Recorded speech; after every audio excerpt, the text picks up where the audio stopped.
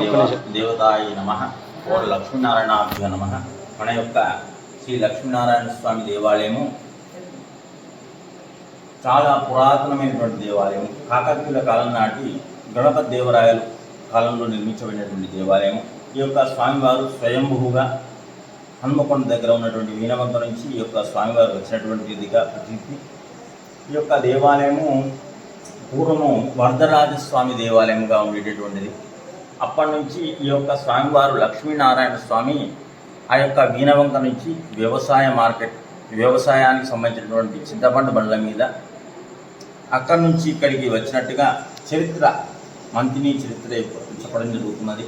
మన యొక్క లక్ష్మీనారాయణ స్వామి దేవాలయంలో నిత్యకృత్యంగా అనేకమైనటువంటి సేవలతోటి స్వామివారికి ఉదయం లేచినది మొదలు సాయంత్రం వరకు కూడా రాత్రి 8:30-9 వరకు కూడా అనేకమైనటువంటి సేవలు జరుగుతూ ఉంటాయి. ప్రతిరోజు కూడా విష్ణు సహస్రనామ స్తోత్ర పారాయణము, మంత్రపుష్పము, లలితా పారాయణము, పౌలింపు సేవ ఉత్సవాలు జరుగుతూ ఉంటాయి. ఈ యొక్క స్వామివారికి ధనుర్మాసము, కార్తీక మాసము, అదేవిధంగా శ్రీరామ నవరాత్రులు విశేషమైనటువంటి ఉత్సవాలు జరుగుతుంటాయి.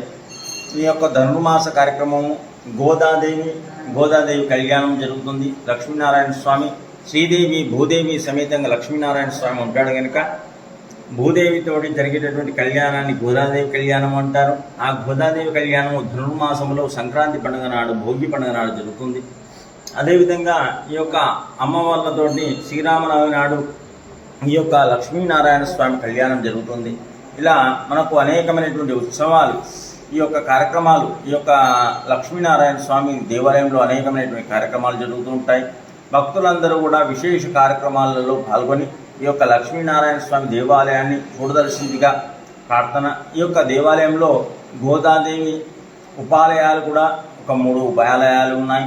గోదాదేవి ఆలయం ఉన్నది ఉపాలయము. ఆంజనేయ